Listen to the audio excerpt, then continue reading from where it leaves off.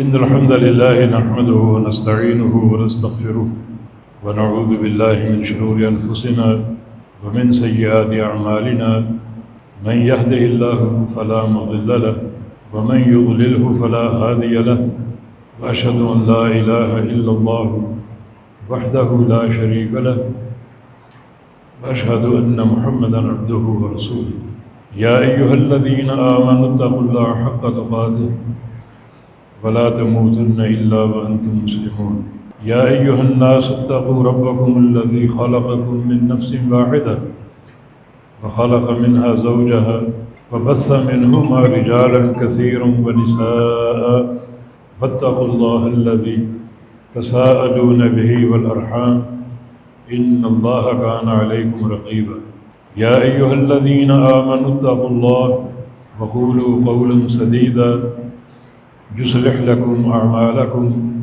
ويغفر لكم ذنوبكم ومن يطع الله ورسوله فقد فاز فوزا عظيما اللهم صل على محمد وعلى آل محمد كما صليت على إبراهيم وعلى آل إبراهيم إنك حميد مجيد اللهم بارك على محمد وعلى آل محمد كما باركت على إبراهيم وعلى آل إبراهيم إنك حميد مجيد سبحانك لا علم لنا إلا ما علمتنا إنك أنت العليم الحكيم رب اشرح لي صدري ويسر لي أمري واحلل عقدة من لساني يفقه قولي أعوذ بالله من الشيطان الرجيم من همزه ونفخه ونفسه بسم الله الرحمن الرحيم كلا إذا بلغت التراقي وقيل من راق وظن أنه الفراق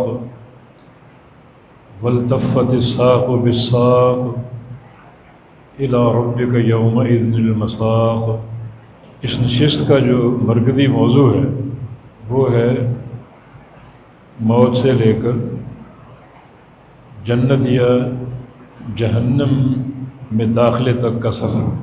تو اس سفر میں بہت سے مراحل کا سامنا کرنا ہوتا ہے، جیسے موت ہر شخص پر آئے گی، اسی طرح جو سکرات الموت ہے، موت کی سختی ہے، وہ بھی ہر شخص پر ہے۔ کوئی بندہ، کوئی شخص سکرات الموت سے بچے گا نہیں۔ امام غزالی رحمہ اللہ کے ایک قول سے بات شروع کرتے ہیں، اگر قبر نہ ہوتی، جنت اور جہنم نہ ہوتی، صرف ایک موت کی بے ہوشی ہوتی، یہی ایک نقطہ انسانوں کی زندگی کی لذتوں اور نگینیوں کو گدلا کرنے کے لیے کافی تھا۔ اگر انسانوں کو ادراک ہو جائے کہ سکرات الموت کی حقیقت کیا ہے، یہ کھانا پینا اور یہ عیش و آرام سارا ختم ہو جائے۔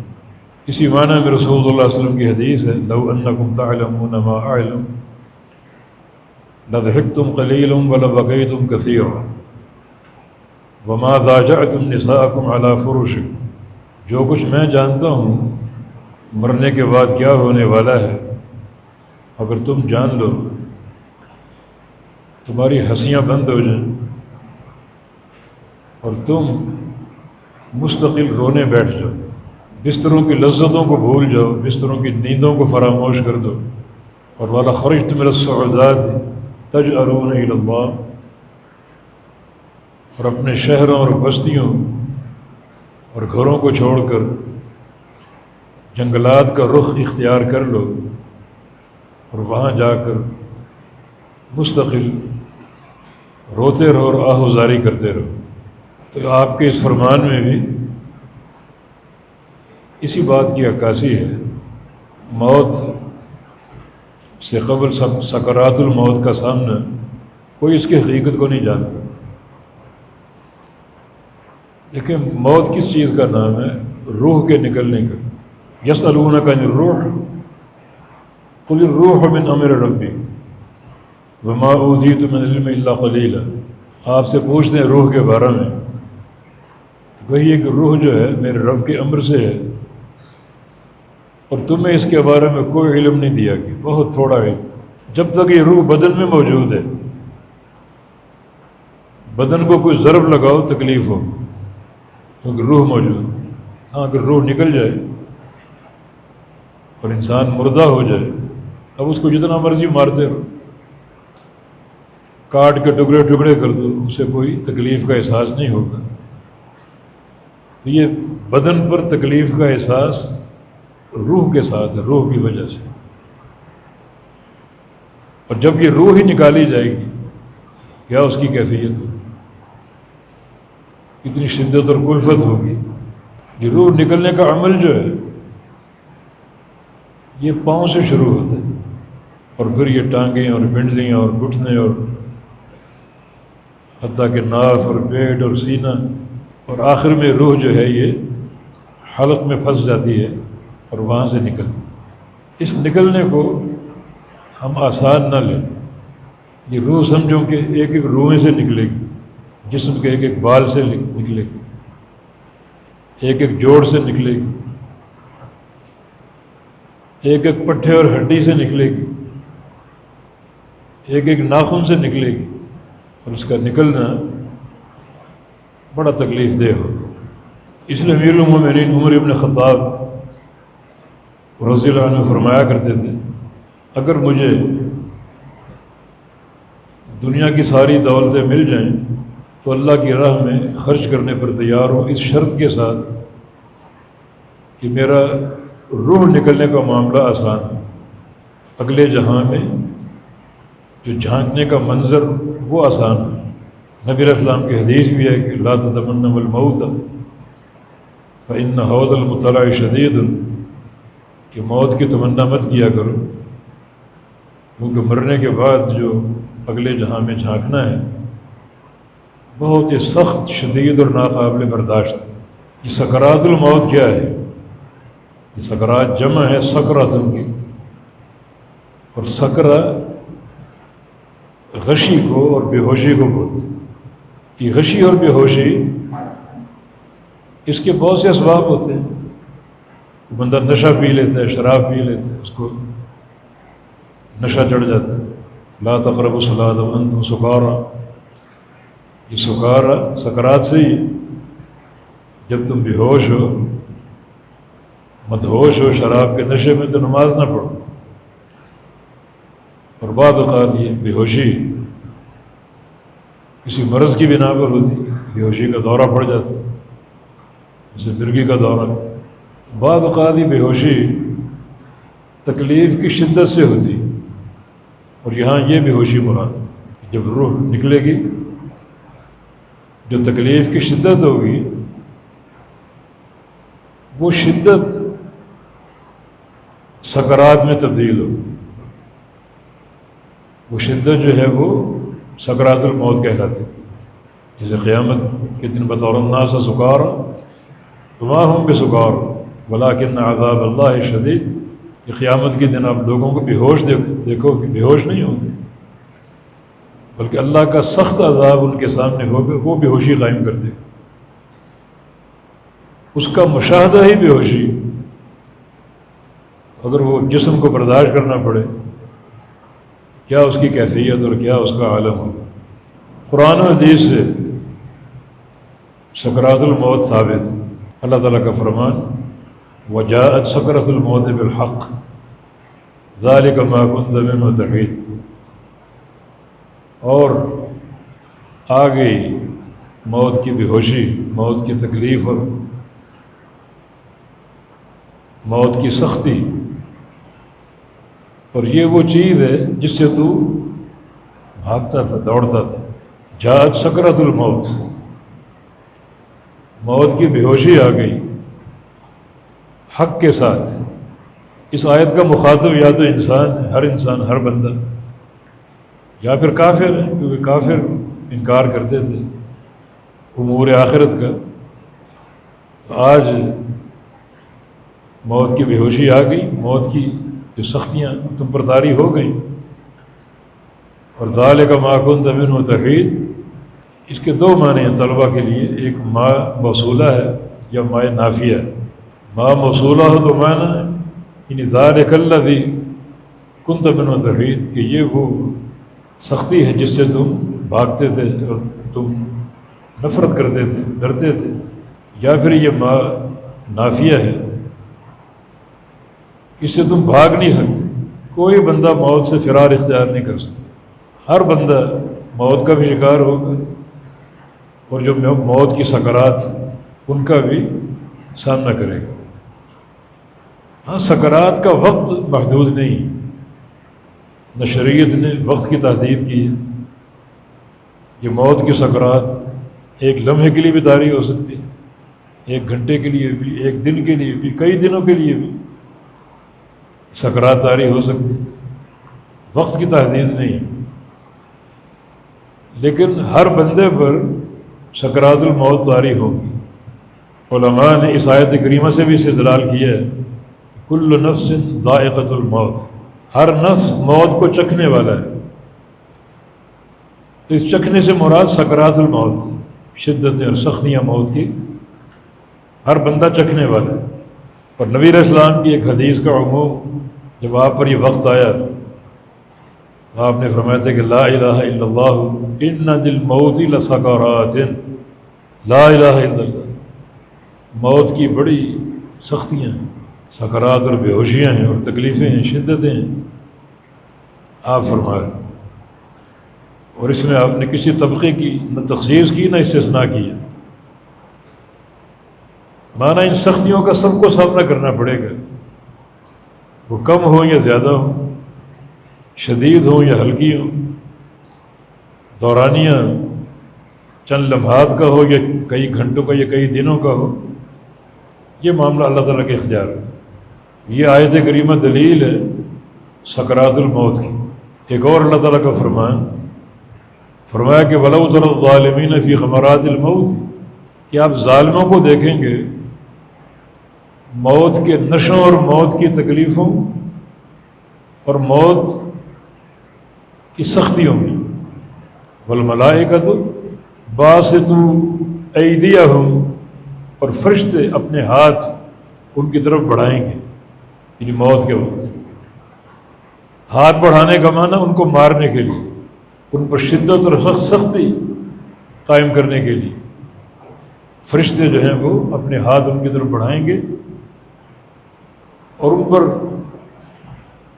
عند الموت یہ سختی قائم کریں۔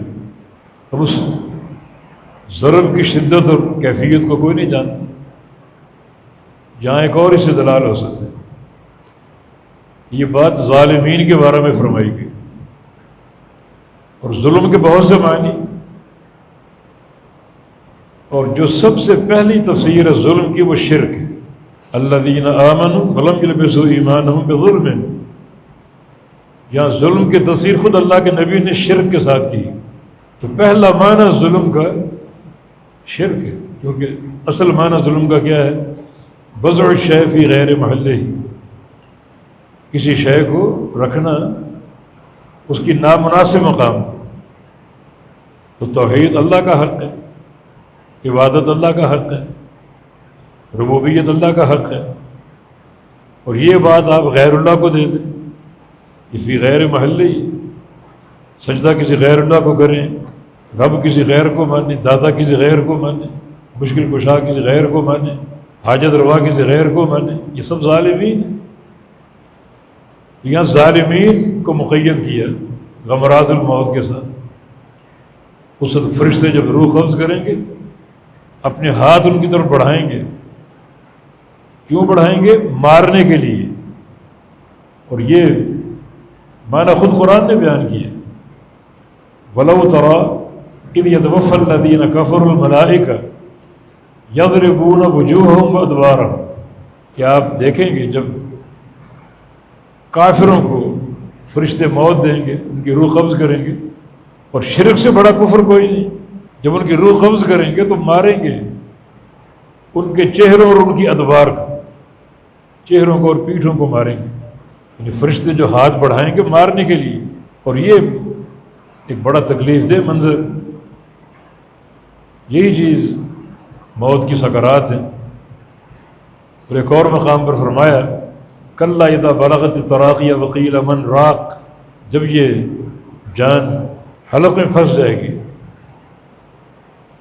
اور یہ منظر سب سے خطرناک ہے، رشتہ دار پاس بیٹھے ہیں، شوہر ہے تو بیوی پاس بیٹھی ہے، باپ ہے تو اولاد ساتھ بیٹھی ہے، دوست احباب ساتھ بیٹھے ہیں، قیل من راق، لوگ کہیں گے کوئی لاؤ، کوئی بندہ، کوئی حکیم، کوئی طبیب، کوئی دم کرنے والا، کوئی مولوی صاحب، اس کو کوئی دوا دیں یا اس کا کوئی علاج کریں، کوئی اس کو دم کریں۔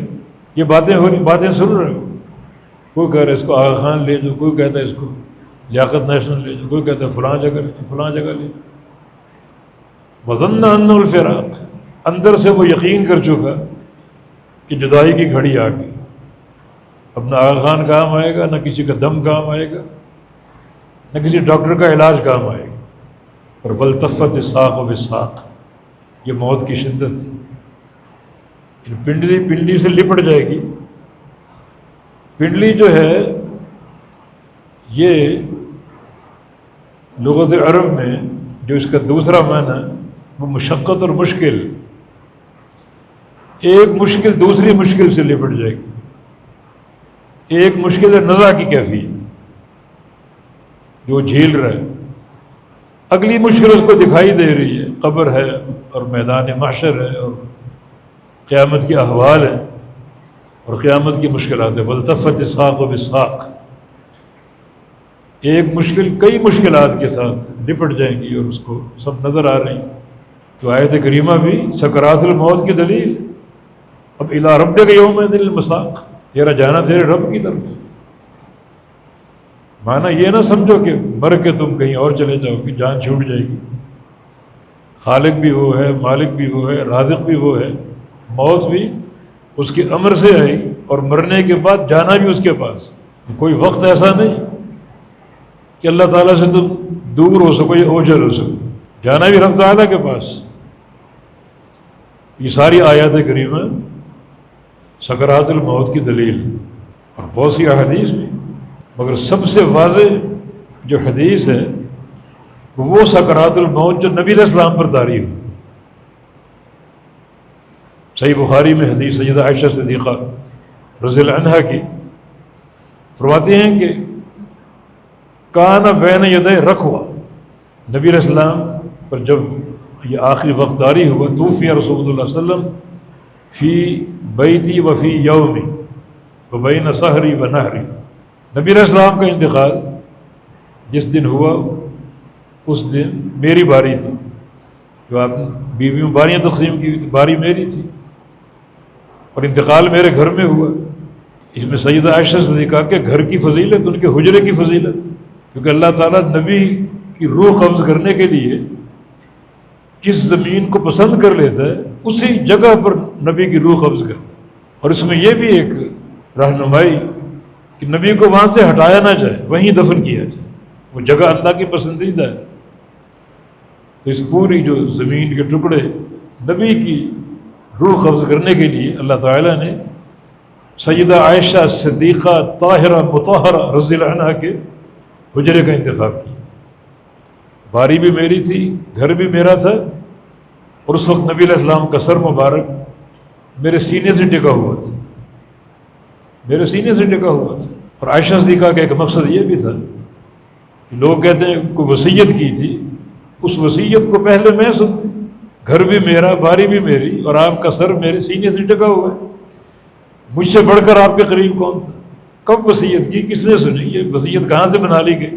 اور پھر ساتھ ہی نبی علیہ السلام کی جو سکرات الموت کا ذکر کیا کہ وَكَانَ بَيْنَ يَدَيْهِ رَكْوَةٌ، اور بعد اس حدیث میں ابوا، برتن تھا آپ کے سامنے پانی سے بھرا ہوا، رکوہ بولتے ہیں چمڑے کے برتن کو، اور ابوا بولتے ہیں لکڑی کے برتن کو۔ راوی کو شک ہے کہ وہ برتن لکڑی کا تھا یا چمڑے کا تھا، تو اس نے اس روایت میں حق ادا کیا امانت کا۔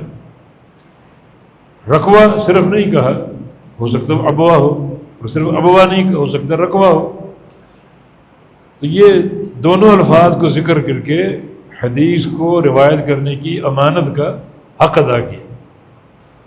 اس برتن میں پانی تھا، امام الانبیاء محمد مصطفیٰ صلی اللہ علیہ وسلم اپنی انگلیاں اس پانی میں ڈبوتے اور اپنے ہونٹوں پر پھیرتے، اور بعض حدیث میں آپ پر ایک چادر تھی، وہ چادر اپنے چہرے پر اوڑھ لیتے اور جب دم گھٹتا تو چادر کو ہٹا دیتے، اور بار بار پانی اپنے ہونٹوں پر لگا رہے ہیں۔ اس موقع پر بعض الفاظ آپ نے کہے، ایک یہی کہ لا الہ الا اللہ ان للموت لسکرات، لا الہ الا اللہ کا ذکر، کلمہ توحید موت کے وقت پڑھنا، یقیناً اس میں اللہ کے نبی کی دعوت بھی ہے کہ اس کلمے کا اہتمام کرو تاکہ اللہ تعالیٰ مرنے سے قبل یہ کلمہ آپ کی زبانوں پر جاری کر دے، بہترین موت ہوگی۔ یہ امت کے لیے خیر خواہی بھی ہے، تعلیم بھی ہے، تلقین اور نصیحت بھی ہے، اور ساتھ ہی فرمایا کہ ان للموت لسکرات، موت کی سکرات، موت کی سختی۔ اور ایک حدیث میں آپ کی دعا، اللہم اعنی علی سکرات الموت، یا اللہ یہ موت کی سختیاں برداشت کرنے کی مجھے طاقت دے دے، میرے اندر ہمت پیدا کر موت کی سختیاں برداشت کرنے کی۔ نبی علیہ السلام کی دعا ہے۔ اور عائشہ فرماتے ہیں کہ پھر آپ نے اپنے ہاتھ کھڑے کر دی اور آپ کی زبان پر ایک جملہ تھا، پھر رفیق الاعلی، یا الحقنی بالرفیق الاعلی، کہ میں رفیق اعلیٰ چاہتا ہوں، میں رفیق اعلیٰ چاہتا ہوں، جس کا معنی عائشہ فرماتی ہیں کہ نبی علیہ السلام نے فیصلہ کر لیا ہم سے جدا ہونے کا، دنیا کو چھوڑ دینے کا، ہمیں چھوڑ دینے کا۔ رفیق اعلیٰ سے مراد وہ جو عالم برزخ میں بہترین رفاقتیں، جہاں انبیاء ہوں گے، شہداء ہوں گے، صدیقین اور صالحین ہوں گے، مجھے وہ رفاقت چاہیے۔ عائشہ فرماتے ہیں اذن یدعون، اللہ کے نبی فیصلہ فرما چکے کہ ہمیں چھوڑ دیں۔ فرماتے کہ نبی علیہ السلام کی ہم نے حدیث سن رکھی تھی کہ ہر نبی کو اللہ تعالیٰ موت سے قبل روح قبض کرنے کا اختیار دیتا ہے، کہ چاہو تو آپ کی روح قبض کر لے اور چاہے تو اور آپ زندگی گزار لیں، آپ کا اختیار۔ لیکن تقدیر میں لکھا ہوا کہ نبی کیا اختیار کرے، یہ نہیں کہ وہ تقدیر بعد میں لکھی جائے گی کہ نبی نے کیا چنا، لکھا ہوگا کہ نبی کیا اختیار کرے گا، کیا فیصلہ کرے گا۔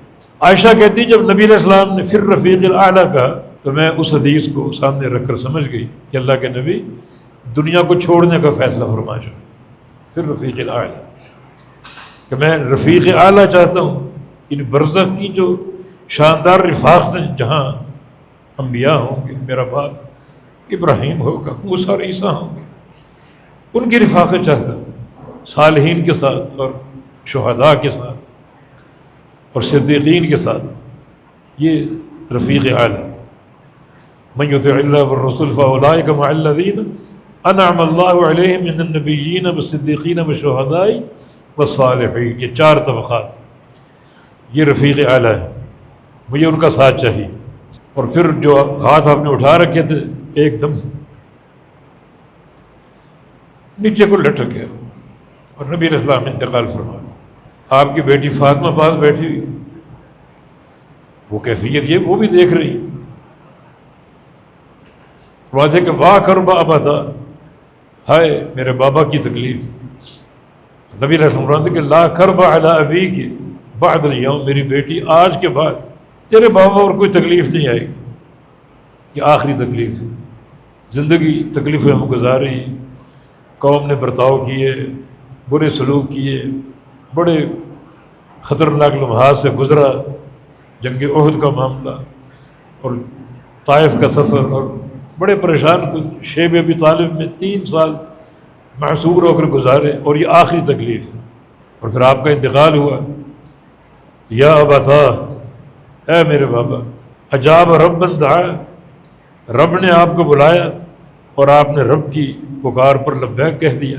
یا ابتا الی جبریل ننعا، اے میرے بابا جبریل امین آپ کی موت کی خبر کیسے سنیں گے؟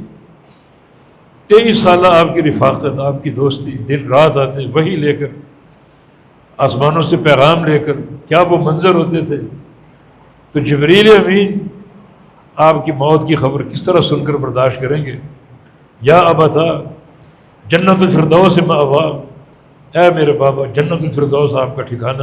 عائشہ فرماتی ہیں کہ آپ کی موت کا یقین نہیں آ رہا، حتیٰ کہ ہم نے حجرے سے وہ کسیاں اور کدالیں جو ہیں وہ سننے کی آواز سنی، یعنی قبر کھودی جا رہی تھی۔ جب آپ کی تدفین ہوگی تو فاطمہ نے کہا یا انس یا بلال کیف طابت انفسکم الا تحثی علی رسول اللہ التراب، اے انس اور اے بلال تم نے کیسے گوارا کر لی ہے اللہ کے نبی پر مٹی ڈال دی؟ یہ موت تو حق ہے، سب پر آنی، دنیا سے فراق سب کے لیے ہے۔ اب یہاں اشکال یہ کہ نبی علیہ السلام کو بھی سکرات الموت، آپ سے بڑھ کر کون ہے؟ سب سے پاکیزہ روح آپ کی اور سب سے پاکیزہ بدن آپ کا، ان اشرف الروح اشرف البدن آپ صلی اللہ علیہ وسلم کا، تو آپ کو سکرات الموت کیوں؟ یہ صالحین کو سکرات الموت کیوں؟ لیکن سکرات الموت یہ موت کی شدتوں اور تکلیفوں اور سختیوں کا نام ہے۔ اللہ تعالیٰ کی حکمت ہے اس میں، اللہ تعالیٰ صالحین پر یہ موت کی سکرات طاری کرتا ہے، اس کے دو مقاصد ہوتے ہیں۔ اگر کچھ گناہ ہیں تو گناہوں کو دھو ڈالنے کے لیے یہ آخری جھٹکا، اللہ چاہتا ہے میرا بندہ میرے پاس آئے گناہوں سے پاک صاف، یہ بھی رب تعالیٰ کا احسان اور اس کا انعام ہے۔ ایک وقتی تکلیف تو برداشت ہوتی، سہنی پڑتی، لیکن بندہ گناہوں سے پاک صاف ہو کر آئے، حکمت الہی ہے۔ جس کے گناہ نہ ہو، حکمت الہی یہ ہے کہ اللہ اس کے درجے اور اونچے کر دے، اور اونچے کر دے۔ اور نبی صلی اللہ علیہ وسلم نے آپ کی رفعت درجات، بلندی درجات کی کوئی انتہا ہے؟ اگر آپ پر سکرات طاری ہوئی تو امت کے لیے ایک درس ہے کہ امت احتیاط سے کام لے، موت کی تیاری کرے، اللہ تعالیٰ کے پاس جائے گناہوں سے پاک صاف ہو کر، اور ساتھ ساتھ اللہ تعالیٰ رفعت درجات چاہتا ہے۔ مومن کو پاؤں میں کانٹا چبھ جائے تو اللہ تعالیٰ اس کی گناہ جھاڑ دیتا ہے، گناہ نہ ہو تو درجے بلند کر دیتا ہے۔ عبداللہ بن مسعود رضی اللہ عنہ نبی علیہ السلام کے پاس گئے، آپ کو بخار تھا، فرماتے ہیں کہ میں کچھ فاصلے پر بیٹھا ہوا تھا اور نبی علیہ السلام کے بخار کی حرارت مجھ تک پہنچ رہی تھی، اتنا شدید بخار تھا۔ تعجب سے پوچھا کہ انک لتوعک یا رسول اللہ، یا رسول اللہ آپ کو بھی بخار ہوتا ہے؟ یہ پاکیزہ جسم تو جس لائق نہیں کہ اس کو مبتلا بخار کیا جائے، آپ کو بخار ہوتا ہے؟ فرمایا کہ انی لأوعک کما یوعک رجلان منکم، مجھ اکیلے کو تم دو بندوں کے برابر بخار ہوتا ہے۔ اور پھر آپ نے ایک جملہ کہا یضاعف لنا البلاء کما یضاعف لنا الاجر، ہماری تکلیفیں بھی بڑھائی جاتی تاکہ ہمارا اجر بھی بڑھایا جائے۔ اللہ اپنے انبیاء کو کس مقام پر فائز کرتا ہے اور کس مقام تک پہنچاتا ہے، اور محمد الرسول اللہ صلی اللہ علیہ وسلم اس درجے کی کیا انتہا ہے۔ یہ سکرات الموت طاری ہیں رفعت درجات کے لیے، اور آپ کی وفات کے بعد اب تک غالباً 15 صدیاں گزر گئی، شرق و غرب اور شمال و جنوب میں آپ پر درود پڑا جا رہا، دعائیں ہو رہی ہیں، دعائیں اور درود، اور ساتھ آپ دعا کرتے ہیں کہ وابعث مقام محمود، ہمارے نبی کو مقام محمود تک پہنچا دیں۔ یہ درجہ پوری کائنات میں ایک ہی شخص کو ملے گا۔ فرمایا کہ امید ہے مجھے مل جائے، تم میرے لیے دعا کرو، کثرت سے درود اور یہ کلمات آپ اذان کے بعد ادا کرتے ہیں، وابعث مقام محمود الذی وعدتہ، کہ آپ کو مقام محمود تک پہنچا دیں۔ یہ سب سے آخری درجہ، اس آخری درجے تک پہنچانے کے لیے اگر یہ سکرات طاری ہوئی اور پھر زندگی بھر پوری امت آپ کے لیے درود اور سلام کی شکل میں دعائیں کر رہی ہے، اذان کے بعد کی دعا وابعث مقام محمود، اور یہ مقام محمود آپ ہی کو ملے گا۔ مقام بہت مشکل ہے، سب سے اعلیٰ مقام، اور اس مقام کے حصول کے لیے ذمہ داری بڑی کڑی، چنانچہ دعائیں جاری ہیں، کلفتیں آپ کو دی گئی، 23 سالہ نبوت کا دور، بذات خود وحی کا نزول بڑی شدت کے ساتھ ہوا. عائشہ فرماتی ہیں کہ بعض اوقات شدت کی سردی ہوتی اور آپ پر وحی میرے سامنے اترتی اور آپ کی پیشانیوں سے یہ دائیں اور بائیں سے پسینہ یوں گرتا جیسے پرنالے سے پانی گر رہا. شدت سردی. ایک صحابی کا بیان ہے کہ ایک دن وحی آ گئی اور اچانک اتفاق ایسا کہ نبی علیہ السلام کی جو ٹانگ مبارک میرے گھٹنے پر رکھی ہوئی تھی اور اتنا آپ پر بوجھ طاری ہوا میں نے یقین کر گھٹنا ابھی ٹوٹا کہ ٹوٹا. سوال یہ کہ یہ سختیاں کیوں؟ وہی تو رحمت ہے، قرآن رحمت ہے، برکت ہے. اس کے نزول میں نبی علیہ السلام کو اتنی تکلیفیں کی اور وہ بھی 23 سال پوری. اس کے کئی مقاصد اور کئی حکمت ہیں. ایک حکمت یہ کہ اللہ تعالیٰ بتانا چاہتا ہے کوئی عام پیغام نہیں. ڈاکی آیا اور آپ کو خط دے کے چلا گیا، یہ خط لے لو پڑھ لو. یہ رب العالمین کا پیغام ہے اور اس کا نزول بہت ہی شدت اور سختی کے ساتھ. دوسری حکمت جو سب سے مجھے زیادہ پسند ہے وہ یہ ہے کہ اللہ اپنے نبی کو ان سختیوں سے گزارتا ہے تاکہ نبی کے درجات کو بلند فرما دے. اور وہ جو بلند مقام ہے، مقام محمود، اس تک آپ کو پہنچا دیں. اس کے لیے محنت شاقہ، عمل کی ضرورت. وَمِنَ اللَّيْلِ فَتَهَجَّدْ بِهِ نَافِلَةً لَكَ عَسَىٰ أَن يَبْعَثَكَ رَبُّكَ مَقَامًا مَحْمُودًا. اے میرے نبی رات کو تہجد پڑھا کرو. قُمِ اللَّيْلَ إِلَّا قَلِيلًا نِصْفَهُ وَمِنْقُصْ مِنْهُ قَلِيلًا أَوْ زِدْ عَلَيْهِ وَرَتِّلِ الْقُرْآنَ تَرْتِيلًا. رات کو تھوڑا آرام کر کے کھڑے ہو جایا کرو، تہجد کا اہتمام کیا کرو اور کبھی ناغہ نہ کیا کرو. اس کا اجر یہ مل سکتا ہے کہ تمہارا رب تمہیں مقام محمود تک پہنچا سکتا ہے. یہ محنت، عمل کی محنت، تہجد کے ذریعے، نوافل کے ذریعے، پرمشقت زندگی کے ذریعے، وحی کے نزول کی شدت کے ذریعے اور آج سکرات الموت کے ذریعے. اور امت کی دعائیں درود و سلام کی شکل میں قیامت تک جاری، قیامت تک. اس کے بعد یہ مقام محمود، سب سے اونچا مقام اللہ تعالیٰ آپ کو عطا فرمائے.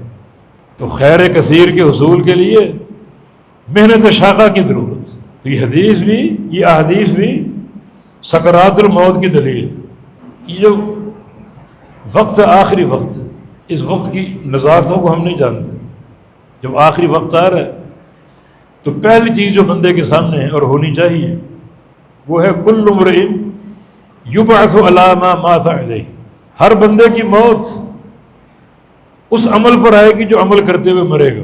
اس عمل پر قیامت تک شمار ہو اور قیامت کے دن بھی وہ عمل کرتے کرتے اٹھے گا. یہ نازک گھڑی کہ ہر بندے کو اس کا سامنا ہے. دوسرا، شیطان کھڑا ہے اپنے آخری وار کرنے کے لیے. جو آخری لمحات کی کوشش شدید اور خطرناک ہوتی. شیطان نے کیا کہا تھا جب راندا گیا؟ بِعِزَّتِكَ وَجَلَالِكَ لَأُغْوِيَ عِبَادَكَ مَا دَامَتْ أَرْوَاحُهُمْ فِي أَجْسَامِهِمْ. مسلم احمد کی حدیث. تیری عزت کی قسم، تیرے جلال کی قسم، تیرے بندوں کو اس وقت تک ورغلاؤں گا، گمراہ کروں گا جب تک ان کی روح ان کے جسم کے اندر موجود. اور یہ روح کے آخری لمحات، روح نکل رہی ہے اور شیطان ورغلانے کے لیے موجود. اللہ تعالیٰ نے فرمایا بِعِزَّتِي وَجَلَالِي، مجھے بھی اپنی عزت کی قسم، اپنی جلال کی قسم، اِنِّي لَأَغْفِرُ لَهُمْ مَا دَامُوا يَسْتَغْفِرُونِ، کہ جب تک میرے بندے استغفار کرتے رہیں گے میں بھی ان کو معاف کرتا ہوں، میں بھی ان کو معاف کرتا ہوں. اور اللہ اس استغفار کے ذریعے اپنے وعدے پورے کر رہا ہے. اس لیے اس کا فرمان ہے کہ تم اگر 100 سال گناہ کر لو پھر سچے دل سے استغفار کر لو، میں تمہارے سارے گناہ معاف کر دوں. میدان عرفات میں حاجی جمع ہیں اور توبہ اور استغفار کر رہے ہیں، اللہ معاف کر رہے ہیں، فرشتوں کو گواہ بنا کر معاف کر رہے ہیں. اور شیطان اپنے سر پہ مٹی ڈال. اس بندے کو میں نے برگلانے کے لیے 50 سال لگائے، 100 سال لگائے، 70 سال لگائے، 20 سال لگائے، اور ایک لمحے میں اس نے ساری محنت پر پانی پھیر دی. ساری محنت پر پانی پھیرتے۔ یہ سجدہ تلاوت آپ کرتے ضرور کیا، اسی وقت کیا کرو۔ یہ کوئی مذہب نہیں ہے کہ بعد میں کر لیں گے۔ اور کچھ لوگ ان کی فقہ کہتی ہے کہ پڑھتے جاؤ پڑھتے جاؤ، سجدے نہ کرو، اکٹھے 14 سجدے بعد میں کر لیا۔ کہاں لکھا ہو؟ مسائل کہاں سے لے آتے؟ نبی علیہ السلام نماز پڑھا رہے ہیں، نماز میں سجدہ آ گیا، اس نماز کو آپ نے کاٹ کر سجدہ کیا، پھر کھڑے ہو کے نماز لی اور نماز جاری کی۔ شیطان اس وقت کیا کہتا ہے؟ وہ اپنے سر پہ مٹی ڈالتا ہے۔ امر ابن آدم بالسجود فسجد فدخل الجنہ وامرت بالسجود فنہیت فدخلت النار۔ ابن آدم کو سجدے کا حکم دیا گیا اور یہ دیکھو سجدہ کر رہے ہیں اور جنت میں داخل ہو رہے۔ مجھے بھی سجدے کا حکم دیا گیا تھا، میں نے انکار کر دیا اور جہنم کا لقمہ بن گیا۔ تو اس کا فرق لانا یہ آخری سانسوں تک، اور وہ کوشش اس کی بڑی قوت کے ساتھ ہوگی، بڑی خطرناک ہوگی۔ اسی لیے بعض محدثین نے لکھا کہ موت کے وقت جب انسان تکلیف میں ہے اور چاہتا ہے کسی قیمت میں یہ شفا ملے، شیطان وسوسے پیدا کرتا ہے کہ تم یہودی بن جاؤ، سب سے اچھا دین ہے یہ، میں تمہیں شفا دے دوں۔ تم عیسائی بن جاؤ، سب سے اچھا دین، میں تمہیں شفا دے دوں۔ اندر اس کی کیا حالت اور کیا ہم نہیں جانتے۔ اس نے اندر قبول کر لیا، ٹھیک ہے میں یہودی، میں عیسائی، اور شیطان کامیاب ہو گیا۔ شفا جائے بھاڑ میں تیری، میں اپنا تیر چلایا اور کامیاب ہو گیا۔ یہ خطرناک گھڑی۔ امام احمد حنبل کے بیٹے عبداللہ، وجہ کہ میرے والد پر جب آخری وقت آیا، میں آپ کے پاس بیٹھا ہوا تھا اور والد کی زبان خاموش ہے، ہم لا الہ الا اللہ پڑھ رہے ہیں، یہ پڑھنا یہ تلقین ہے، لا الہ الا اللہ، لا الہ الا اللہ۔ اچانک امام احمد فرماتے ہیں کہ لا بعد، ابھی تک نہیں۔ ہم پریشان ہو گئے کہ ہم کلمے کی تلقین کر رہے ہیں اور آپ لا کر رہے ہیں، لا بعد لا بعد، ابھی تک نہیں۔ وہ شخص جو پوری زندگی عقیدے اور توحید کا پہاڑ تھا، یہ کیا کہہ رہا ہے؟ امام احمد بن حنبل کے عقیدے کی قوت کا معاملہ ایسا تھا، ان کے دور میں کسی کو جن آ جاتا کسی مرد پر یا کسی عورت پر تو اپنا جوتا بھیجتے تھے، جا کر جن کو یہ دکھاؤ میرا جوتا، میرا جوتا دیکھ کر ڈر کے مارے بھاگ جائے گا۔ یہ توحید کا خوف، توحید کا۔ ایک سعودی ہمارے دوست ہیں، وہ دم کرتے ہیں، جس کو جن بن کا عارضہ ہو جائے، کہتے ہیں ایک دم کیا ایک مریض کو اور مریض کی زبان پر یہ الفاظ جاری ہو گئے، وہ شیطان ہی بول رہا تھا، وہ جن بول رہا تھا، نکل رہے، اور اف اف کلمۃ التوحید، اف اف شیخ ابن باز، اظہار افسوس، کیا کروں توحید کے کلمے کا نکلنا پڑ رہا ہے، اور کیا کروں شیخ عبدالعزیز بن باز رحمہ اللہ کا، اس وقت زندہ تھے، ان کی توحید کی کوشش، ان کی توحید کی جہود، توحید کے دروس ان کے، اور علماء کو تیار کرنا، اور دنیا بھر میں توحید کی دعوت کے لیے مبلغین بھیجنا۔ خود جامعہ اسلامیہ ان کی جو ادارہ قائم کی یونیورسٹی، کیا اس میں توحید کے دروس، اور وہاں کے اگر لاکھوں نہیں تو ہزاروں علماء فارغ ہو کر دنیا کے کونے کونے میں جا چکے اور نور توحید پھیلا رہے۔ تو شیطان یہ کہتا ہوا نکلا، وہ جن یہ کہتا ہوا نکلا، اف اف کلمۃ التوحید، اف اف لا الہ الا اللہ، اف اف شیخ ابن باز، یہ کہتا ہوا نکل بھاگا باز۔ توحید سے ڈرتا امام احمد بن حنبل، کسی پر یہ عارضہ ہوتا اپنا جوتا بھیجتے، جاؤ دکھاؤ جا کر اس کو، اور جوتا دے کر بھاگ دیتے۔ اور شیخ ابن تیمیہ رحمہ اللہ، ان کے دور میں کسی کو عارضہ ہوتا ان کے پاس عصا تھی، ایک لوگ آتے جی فلاں جگہ یہ عارضہ ہو گیا، اپنا عصا بھیجتے، جا کے اس کو دکھاؤ۔ شیخ الاسلام کا عصا دیکھ کر وہ جن بھاگ جاتا۔ یہ توحید کی قوت ہے، توحید کی جو قوت ہے وہ کسی مخلوق میں نہیں، کسی مخلوق میں نہیں۔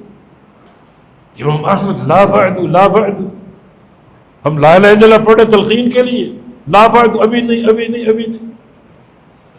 پھر امام احمد بن حنبل کی کچھ ہوش بحال ہو گئے، آپ لوٹ آئے تو عبداللہ کہتے میں نے پوچھا یہ لا بعد کیا ہے؟ کہا کہ کمرے کے اس کونے میں شیطان کھڑا ہوا تھا، شیطان کھڑا ہوا تھا اور کہتا ہے فتنی یا احمد، احمد تم مجھ سے جیت گئے، تم مجھ سے بچ گئے۔ اور میں کہتا لا بعد، نہیں ابھی تک نہیں بچا، ابھی تک یہ سانسیں آ رہی ہیں اور تیرے حملے، تیری یلغار اس وقت تک قائم ہے جب تک یہ سانس ٹوٹ نہیں جاتی، ابھی تک جان بحال ہے، سانسیں آ رہی ہیں، ابھی تک نہیں۔ لیکن رضا کا وقت طاری ہو چکا تھا۔ امام احمد حنبل محدث فرمایا کہ وضعونی، مجھے وضو کراؤ۔ محدثین کی شان نہیں رہی، مجھے وضو کراؤ۔ پانی لایا گیا، وضو کرایا گیا، ہاتھ دھوئے گئے، چہرہ دھویا گیا، بازو دھوئے گئے، آخر میں پاؤں دھوئے گئے۔ جب پاؤں سے دھو کر لوگ فارغ ہوئے، فرمایا کہ خللوا بین الاصابع فانہ سنہ، تم نے پاؤں تو دھو دیے، انگلیوں کا خلال نہیں کیا، خلال بھی کرو، خلال کرنا اللہ کے نبی کی سنت۔ ثم مات رحمہ اللہ، سنت کی بات کرتے کرتے فوت ہو۔ یہ سلف صالحین کی موت، محدثین کی شان اور ان کی موت۔ عرض یہ کر رہا ہوں کہ اس وقت کی نزاکت سے یعنی شیطان بھی پوری قوت سے آخر میں حملے کر رہا ہے، تابڑ توڑ حملے کر رہا ہے، اور یہ اس کا حربہ ہو سکتا ہے بڑا کامیاب ہو۔ اندرون خانہ مریض کی حالت کیا ہو، تو یہودی بن جا، بہترین دین ہے، میں تجھے شفا دوں۔ اب تکلیف کا مارا بندہ قبول کر لیتا، خاص طور پر اگر ایمان میں ضعف اور کمزوری ہو قبول کر لیتا ہے۔ اب وہ کس چیز پر مرا اللہ بہتر جانتا ہے، تو بڑا نازک وقت ہوتا ہے۔ پھر نبی علیہ السلام کی حدیث بھی ہے انما الاعمال بالخواتیم، کہ سارے اعمال کا جو مدار ہے وہ انسان کے خاتمے پر۔ ایسے لوگ بھی موجود ہوں گے جو پوری زندگی نیکیاں کریں گے، اللہ کی تقدیر میں وہ جہنمی لکھا ہوا اور موت سے قبل گناہ کر جائے گا، کوئی گناہ کرے۔ وہ گناہ کیا ہو سکتا ہے؟ مثلا کوئی زبان کا بول۔ صحیح بخاری کی حدیث ہے کہ ایک آدمی نیکیاں کرتے کرتے جنت کے دھانے پر پہنچ جاتا ہے، اور ثم یتکلم بکلمۃ تہوی بہ فی نار جہنم 70 خریف، وہاں پہنچ کر وہ ایک بول بولتا ہے، اور وہ ایک ہی بول، زبان کا ایک کلمہ اس کو وہاں سے اٹھاتا ہے اور جہنم میں 70 سال نیچے پھینک دیتا ہے۔ کھڑا کہاں ہے؟ جنت کے دروازے پر، جنت کے دروازے پر کھڑا، اور ایک ہی بول اس کو اٹھاتا ہے اور جہنم میں پہنچا دیتا ہے۔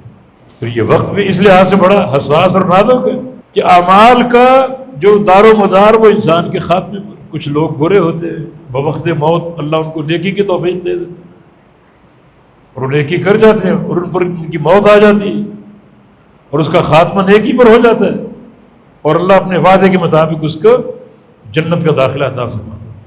اور نزع میں پردے بھی ہٹ جاتے ہیں، اللہ اگر چاہے تو فرشتے کھڑے ہیں، شیطان اور جن کھڑے ہیں۔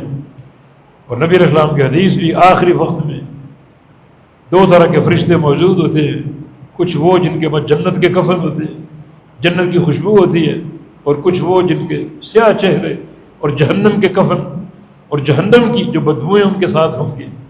تو پھر فرشتہ روح قبض کر کے فوراً جس قابل وہ روح ہوتی ہے ان فرشتوں کے حوالے کر دیتے ہیں، کوئی انتظار نہیں کرتے کہ اس روح کو اپنا مہمان بنائے کوئی، اسی لمحے روح نکلی اور فرشتوں کو سونپ، جنت کا ہی جہنم کا۔ پھر آگے کے مراحل ہم آگے بتائیں گے انشاءاللہ۔ عرض کرنے کا مقصد یہ ہے کہ یہ موت کی سختی اور موت کی شدت ہر انسان پر طاری ہوتی ہے۔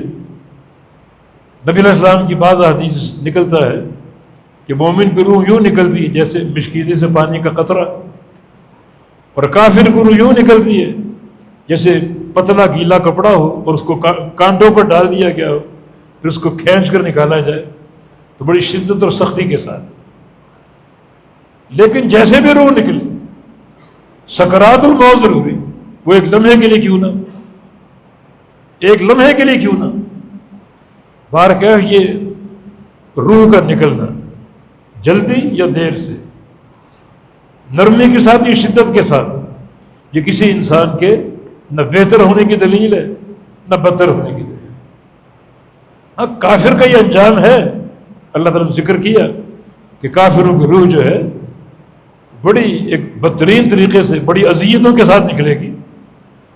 قرآن کا ایک مقام وَلَوْ تَرَىٰ إِذْ يَتَوَفَّى الَّذِينَ كَفَرُوا الْمَلَائِكَةُ يَضْرِبُونَ وُجُوهَهُمْ وَأَدْبَارَهُمْ، یہاں کفار کا ذکر، جب اللہ کے فرشتے کافروں کو موت دیں گے اس وقت وہ ان کو ماریں گے، بڑا پیٹیں گے، بڑی شدت کے ساتھ، بڑی قوت کے ساتھ۔ یہ فرشتوں کی قوت کا ہمیں اندازہ نہیں، لیکن کیا تکلیف محسوس کریں گے وہ، کیا سختیاں جھیلیں گے وہ، یہ کفار کے ساتھ یہ معاملہ پیش آئے گا۔ ایک مقام پر اللہ تعالیٰ کا فرمان فَكَيْفَ إِذَا تَوَفَّتْهُمُ الْمَلَائِكَةُ يَضْرِبُونَ وُجُوهَهُمْ وَأَدْبَارَهُمْ ذَلِكَ بِأَنَّهُمْ اتَّبَعُوا مَا أَسْخَطَ اللَّهَ وَكَرِهُوا رِضْوَانَهُ۔ اس سے یہ بھی اندازہ ہوا کہ یہ موت کی سختی کس پر طاری ہو سکتی، یعنی یہ دو چیزیں بھی موت کی سختی کا سبب بن سکتی۔ فرشتے روح قبض کریں گے اور پٹائی کرتے ہوئے چہروں پر اور یہ کمر اور پیٹھ پر مارتے ہوئے روح قبض کریں گے، اور آگے سبب ہے یہ تکلیف اور یہ اذیت کس بنا پر ہے؟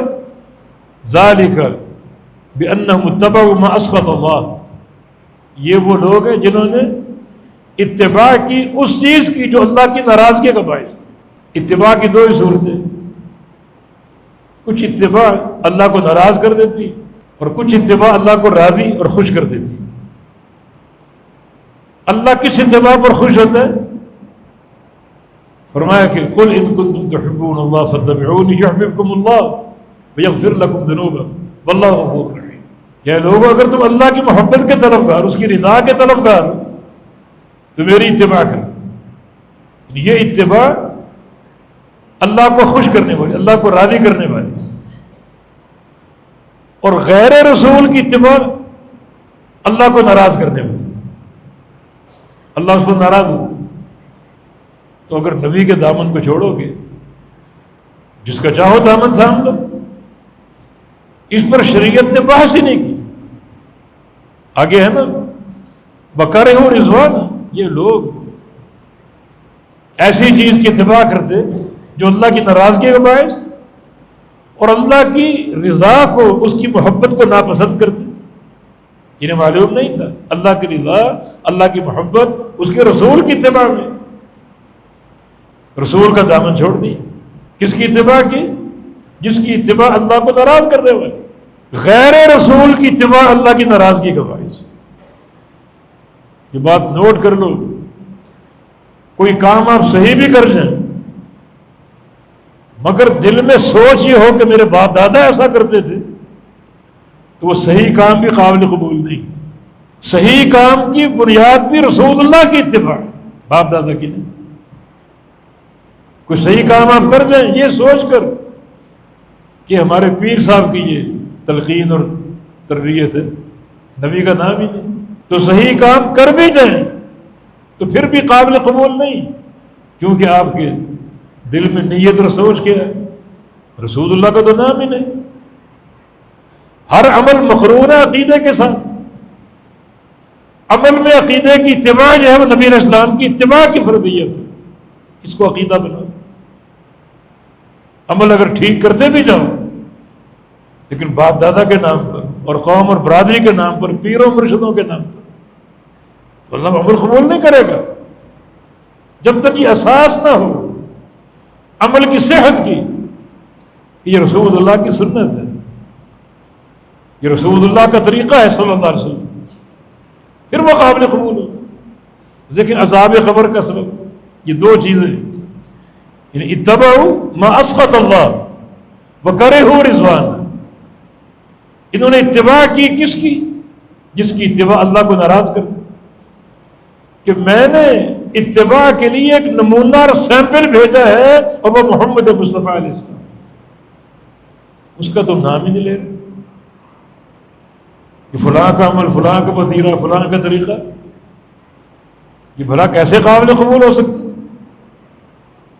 ان تطیعوہ تہتدوا، تمہاری سیدھے راستے کی ہدایت جو ہے میرے نبی کی اطاعت کے ساتھ۔ غیر نبی کی اطاعت کرو گے، صحیح بھی کر جاؤ وہ قابل قبول نہیں. تو کارہ رضوان اللہ کی رضا کو ناپسند کرتے. اللہ کی رضا حبیب کبریا کی پیروی میں، اس کے حبیب کی اتباع میں، اس کا تم نام نہیں لے رہے. اللہ کیسے راضی ہو؟ تو یہ بات بھی اس آیت کی روشنی میں دلیل ہے کہ ایسے لوگوں کو سکرات الموت کی شدت جھیلنی پڑے گی. جو سکرات الموت حق ہے، موت کی سختیاں حق ہیں. امام حاکم رحمہ اللہ مستدرک میں قصہ لائق عمرو بن عاص رضی اللہ عنہ، سیر اعلام النبلاء میں بھی ہے امام ذہبی. ان پر آخری وقت آ گئے. کن پر؟ عمرو بن عاص پر رضی اللہ عنہ، جن کی گناہوں کی بخشش کے اللہ کے نبی نے ضمانت دی تھی. اسلام قبول کرنے آئے، رغبت ظاہر کی، اپنا ہاتھ بڑھایا بیعت کے لیے. نبی علیہ السلام نے ہاتھ بڑھایا اس کی بیعت لینے کے لیے، تو ہاتھ کھینچ لیا. عمر یہ ہاتھ کیوں کھینچ لیا؟ کہا کہ میری ایک شرط ہے. فرمایا کہ تشترط ماذا، کیا شرط ہے تمہاری؟ اسلام تو غیر مشروط ہوتا ہے، تم کیا شرط؟ عرض کیا کہ یغفر لی، مجھے گناہوں کی بخشش کی ضمانت چاہیے، گناہ میں نے بڑے کر رکھے. میں کہ عمر ان الاسلام یہدم ما کان قبلہ، تم اسلام قبول کر رہے ہو، اسلام قبول کر لینے سے سابقہ زندگی کے سارے گناہ معاف ہو جاتے. بڑا خوش ہوئے، ہاتھ بڑھا دیا اور بیعت کر لی. نبی علیہ السلام کو بڑا احترام اور بڑی آپ کی تعظیم کرنے والے. کہتے ہیں کئی سال گزارے نبی علیہ السلام کے ساتھ. آج اگر کوئی مجھ سے پوچھے نبی علیہ السلام کا حلیہ مبارک، آپ کے چہرے کے خطوط یا نقوش، میں بیان نہیں کر سکتا، کیونکہ میں نے اتنا سال ساتھ رہنے کے باوجود کبھی آنکھیں بھر کے نبی علیہ السلام کو دیکھا ہی نہیں، ہمت ہی نہیں ہوئی. اتنا آپ کا جلال میرے ذہن میں تھا اور میری آنکھوں میں تھا.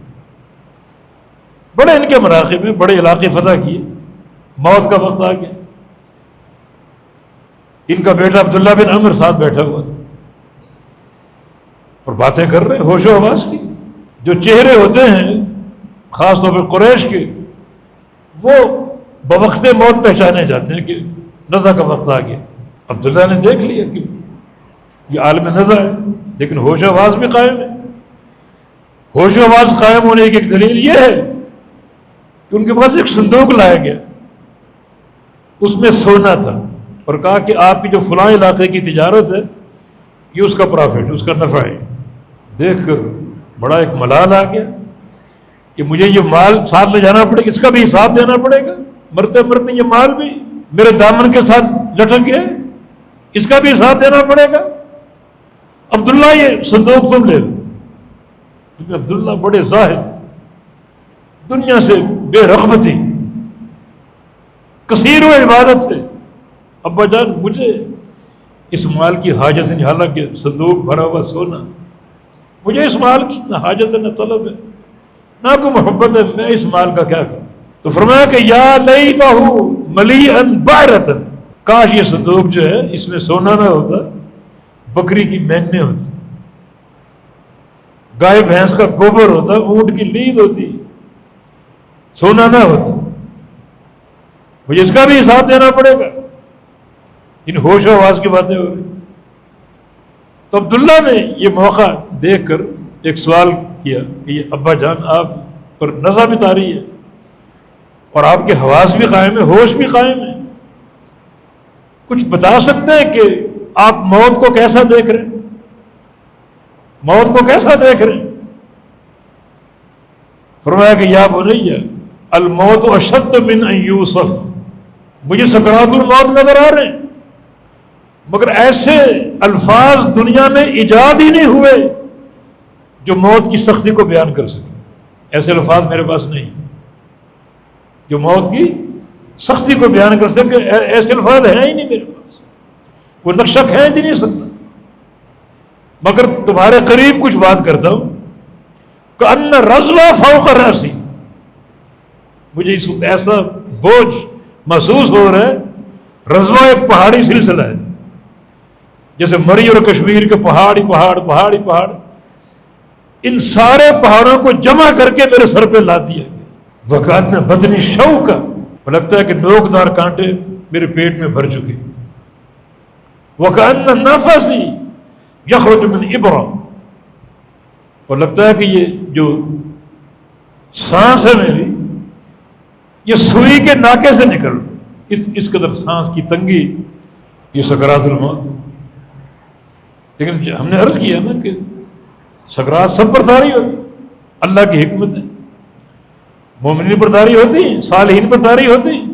بعض اوقات کو ایسے گناہ ہوتے ہیں اللہ یہ آخری جھٹکا دیتا ہے تاکہ یہ گناہ معاف ہو۔ ابن تیمیہ رحمہ اللہ نے 10 اسباب بیان کیے ہیں گناہوں کی بخشش کی، ان میں سے یہ بھی تکلیف ہے، اور پھر رضا کی تکلیف، اور ایک تکلیف آگے ہم بیان کریں گے جب انسان قبر میں اترتا ہے تو قبر دبا لیتی ہے۔ اس دبانے میں کئی حکمتیں، ایک حکمت یہ بھی کہ اللہ تعالیٰ وہ جھٹکا دیتا ہے تاکہ بندہ بالکل گناہوں سے پاک صاف ہو کر قبر میں اترے، اللہ کی حکمت۔ امام ابن ماجہ رحمہ اللہ نے ایک باب قائم کیا ہے سنن ابن ماجہ میں، بس وہ پیش کر کے بات ختم کرتے۔ باب ما جاء فی المؤمن یوجر فی النزع، کہ مومن جو ہے وہ نزع میں اجر دیا جاتا ہے، جس پر نزع کا عالم طاری ہوتا ہے، تو یہ نزع کا جو عالم اور کیفیت طاری ہوتی ہے سکرات الموت کی اور سختیوں کی، یہ مومن کے اجر کا باعث۔ پھر ایک مطلق حدیث سے انہوں نے استدلال کیا، محدثین کے استدلال بات کر بڑے گہرے ہوتے ہیں۔ نبی علیہ السلام کی معروف حدیث ہے المؤمن یموت بعرق جبینہ، کہ مومن جو ہے اپنی پیشانی کے پسینے سے مرتا ہے۔ یہ پیشانی کا پسینہ اس کی کئی تعویلیں، کئی اس کی حکمتیں، اور ایک حکمت موت کی شدت اور موت کی سختی، جو سختی اس پر آتی ہے، جو شدت اس پر طاری ہوتی ہے تو پیشانی پر پسینہ آ جاتا ہے، اور بہت سے اسباب ہم نے ایک درس میں بیان کیے بھی تھے۔ تو امام ابن ماجہ کا یہ استدلال کہ نزع میں جو مومن پر جو بھی کیفیت ہوتی، جو اس پر بیتتی ہے، تو وہ گناہوں کے کا کفارہ اور درجات کی بلندی کا باعث۔ ایک طبقے کو نبی علیہ السلام نے سکرات الموت سے مستثنا کیا۔ نبی علیہ السلام کی جیسے ما یجد الشہید بمس القتل الا کما یجد احدکم بمس القرصہ، کہ شہید جو ہے جو اللہ کی راہ میں جہاد کرتا ہے وہ زخم کھاتا ہے، خون بہاتا ہے، وہ تکلیف ہے اس کے لیے کافی، تو اللہ اس تکلیف کو سکرات الموت سے کفارہ بنا دیتا۔ جب اس کی جان نکلتی ہے، کوئی بھی ضرب اس پر لگے، تلوار کی، نیزے کی، جب کوئی گولی لگے، تو اس کو اتنی تکلیف بھی نہیں ہوتی جتنی تکلیف چونٹی کے کاٹنے سے ہوتی۔ اس کا میدان جہاد میں جانا، لڑنا، خون بہانا، بعض اوقات بڑی اس کو کلفت کا سامنا کرنا پڑتا ہے۔ اللہ اس ساری جدوجہد کو عالم نزع کی کیفیت کا کفارہ بناتا ہے، اور اس میں ایک تلمیح بھی ہے کہ شہید کے گناہ بخشے ہوئے ہیں، تو اس کو ان سکرات کی ضرورت ہی نہیں۔ اللہ تعالیٰ کی حکمتیں، اللہ تعالیٰ جس طرح چاہے فیصلہ فرمائے۔ کچھ نصوص ہمارے سامنے آ گئے میرے ناقص علم کی روشنی میں، ضرورت استعداد موت کی ہے اور اپنے اس آخری وقت کی تیاری کی۔ یہ سکرات الموت عذاب بھی ہیں، نعمت بھی ہیں، اگر گناہوں کا کفارہ بن جائے، درجات کی بلندی کا باعث بن جائے تو پھر یہ نعمت ہے بہت بڑی۔